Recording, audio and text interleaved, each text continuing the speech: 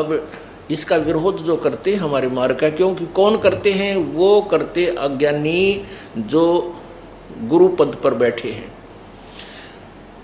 और जो आचार्य पद पर बैठे हैं, जिनको ये पता लग गया है कि तुम्हारे अज्ञान की खाल उतर चुकी है और जनता को पता लग गया तो तुम्हारे पास कोई नहीं आएगा, धिक्कारेगा तुम्हारे को, तुम्हें कहीं ठिकाना नहीं पृथ्वी पर। तो उन्होंने उस सत्य को छुपाने के लिए कि संत रामपाल हमारी खाल उतार रहा है, हमारे अज्ञान को स्पष्ट कर रहा है, उसको दबाने के लिए कि इसका जो है प्रचार बंद करवा दिया जाए और कोई विकल्प नहीं। इस दृष्टिकोण से उन्होंने जनता को भ्रमित करना प्रारंभ किया। सतलोक का आश्रम क्रोथा में ऐसा होता है, वहाँ ऐसा होता है, वो पाखंडी है, ढोंगी है, ये करता है।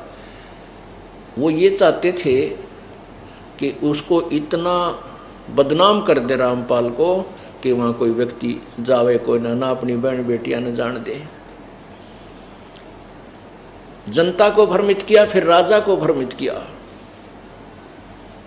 और दोनों जनता और राजा ने मिलकर वो अत्याचार किया। शायद हमने कभी सुना भी नहीं होगा जो हमारे साथ किया, लेकिन कोई बात नहीं, जिसके साथ परमात्मा है उसका कोई कुछ नहीं बिगाड़ सके और ना बिगाड़ सकेगा, नहीं तो फिर भगवान है ही नहीं पृथ्वी पर। उसका परिणाम ये हुआ कि उससे अधिक उमंग के साथ भक्तात्मा जो हमारी सत्य से परिचित थे उमड़ उमड़ कर आ रहे हैं, और ये तत्वज्ञान फुल स्पीड से फैल रहा है, पूरे विश्व में जाएगा, इसको कोई रोक नहीं सकेगा पृथ्वी पर। ये प्रभु का चलाया हुआ, ये दास का या किसी व्यक्ति विशेष का नहीं है। और परमात्मा के मार्ग में जो बाधा करेगा, उसके बीच में खड़ा होगा, आंट लगाने की चेष्टा करेगा, वो तो उस अंधे गधे जैसा होगा। एक अंधा गधा था और वो रेलगाड़ी की पटरी के बीच में खड़ा था। रेलगाड़ी आ रही थी, अब उसने देखा गड़गड़ गड़गड़ करती हुई कोई वस्तु आ रही है। अब गधे ने सोचा कि तुझे छेड़छाड़ करेगा, इसका पहले लात मार दूं। अब ट्रेन ने तो वहाँ आना ही था, पर क्योंकि उसका मार्ग था और मार्ग में अंधा गधा खड़ा, और वो ने सोचा कि आन देश ने मेरा निकट इसका लात ठोकूंगा, ये मुझे डिस्टर्ब करने आ रहा है कोई वस्तु। अब जो ही ट्रेन बिल्कुल निकट आई, उस अंधे गधे ने दोनों लात मारी, दोनों पछंडे मारे रेल के इंजन के, उठा के पटक दिया, गधा के राकित पड़ा जाकर।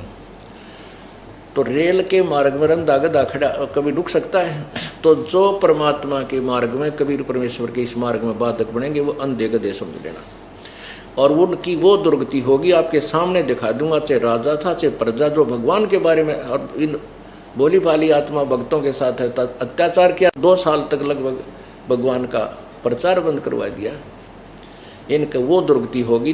ये समाज देखेगा और याद करेगा।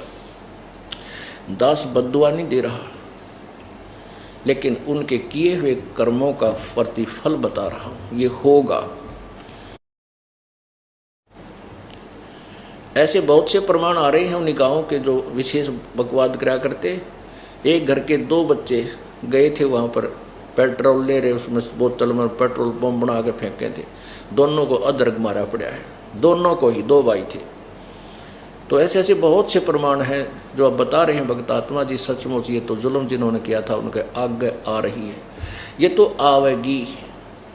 परमात्मा का जो मार्ग है इसको कोई बाधा नहीं कर सकता, और इसमें जो करेगा तो उसको इसका दुष्परिणाम परमात्मा ही देगा, उसका फल उसको भोगना पड़ेगा। अब प्रसंग चल रहा है कि वो परमेश्वर